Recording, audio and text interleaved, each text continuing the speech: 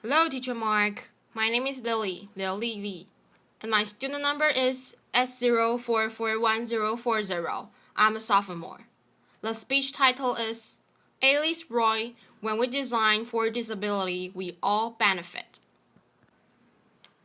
I've never forget the sound of laughing with my friends.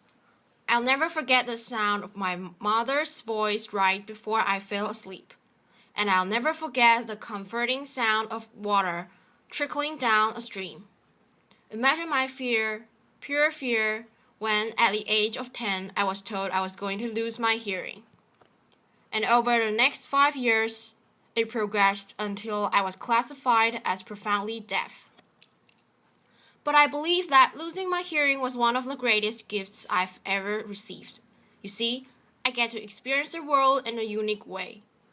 And I believe that these unique experiences that people with disabilities have is what's going to help us make and design a better world for everyone, both for people with and without disabilities. I used to be a disability rights lawyer, and I spent a lot of my time focused on enforcing the law, ensuring that accommodations were made. And then I had to quickly learn international policy, because I was asked to work on the UN Convention that protects people with disabilities.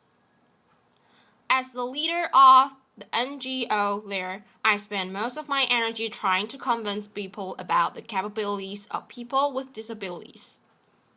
But somewhere along the way and after many career transitions that my parents weren't so happy about. Laughter.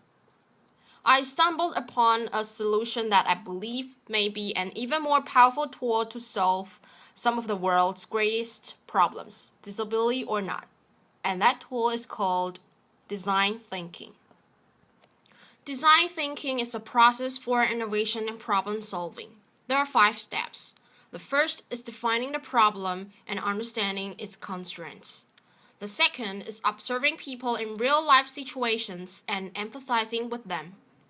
Third, throwing out hundreds of ideas. The more, the better. The wider, the better. Fourth, prototyping. Gathering whatever you can find to mimic your solution, to test it and to refine it. And finally, implementation. Ensuring that the solution you came up with is sustainable. Warren Berger says that design thinking teaches us to look sideways, to reframe, to refine, to experiment, and probably most importantly, ask those stupid questions. Design thinkers believe that everyone is creative. They believe in bringing people from multiple disciplines together because they want to share multiple perspectives and bring them together and ultimately merge them to form something new. Design thinking is such a successful and versatile tool that it has been applied in almost every industry. I saw the potential that it had for the issues I faced, so I decided to go back to my school and get my master's in social design. This looks at how to use design to create positive change in the world. While I was there, I fell in love with woodworking. But what I quickly realized was that I was missing out on something. As you're working with a tool right before it's about to kick back at you, which means the piece or the tool jumps back at you and makes a sound, and I couldn't hear this sound. So I decided, why not try and solve it? My solution was a pair of safety glasses that were engineered to visually alert the user to pitch changes in the tool before the human ear could pick it up. Why hadn't tool designers thought of this before? Laughter. 2 reasons. 1, I was a beginner. I wasn't weighed down by expertise or conventional wisdom. The second is, I was deaf. My unique experience of the world helped inform my solution. And as I went on, I kept running into more and more solutions that were originally made for people with disabilities, and that ended up being picked up, embraced, and loved by the mainstream, disability or not. This is an OXO potato peeler. It was originally designed for people with arthritis, But it was so comfortable, everybody loved it. Text messaging that was originally designed for people who are deaf. And as you know, everybody loves that, too. Laughter. I started thinking, what if we changed our mindset? What if we started designing for disability first, not the norm? As you see, when we design for disability first, we often stumble upon solutions that are not only inclusive, but also are often better than when we design for the norm. And this excites me, because this means that the energy it takes to accommodate someone with a disability can be leveraged, molded, and played with as a force for creativity and innovation.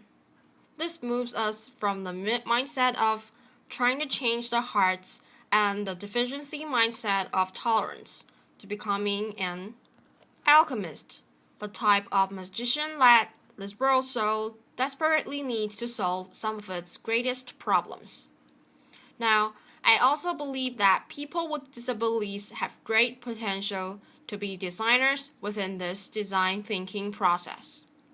Without knowing it, from a very early age, I've been a design thinker, fine-tuning my skills. Design thinkers are, by natural, problem solvers. So, imagine listening to a conversation and only understanding 50% of what is said. You can't ask them to repeat every single word. They would just get frustrated with you. So, without even realizing it, my solution was to take the muffled sound I heard that was the beat, and turn it into a rhyme and place it with the leaves I read. Years later, someone commented that my writing had a rhyme to it. Well, this is because I experienced conversations as rhymes. I also became really, really good at failing. Laughter. Quite literally, my first semester in Spanish, I got a D. But what I learned was that when I picked myself up and changed a few things around, eventually I succeeded. Similarly, design thinking encourages people to fail and fail often, because eventually you will succeed. Every few great innovations in this world have come from someone succeeding on the first try. I also experienced this lesson in sports. I'll never forget my coach saying to my mom, if she just didn't have her hearing loss, she would be on the national team. But what my coach and what I didn't even know at the time was that my hearing loss actually helped me excel at sports. You see, when you lose your hearing, not only do you adapt your behavior, but you also adapt your physical senses. One example of this is that my visual attention span increased. Imagine a soccer player coming down the left flank. Imagine being goalkeeper like I was, and the ball is coming down the left flank. A person with normal hearing would have a visual perspective of this. I had the benefit of a spectrum this wide, so I picked up players over here that were moving about and coming down the field, and I picked them up quicker so that if the ball was passed, I could reposition myself and be ready for that shot. So as you can see, I've been a design thinker for nearly all my life. My observation skills have been honed so that I picked up on things that others would never pick up on. My constant need to adapt has made me a great ideator and problem solver. And I've often had to do this within limitations and constraints. This is something that designers also have to deal with frequently. My work recently took me to Haiti.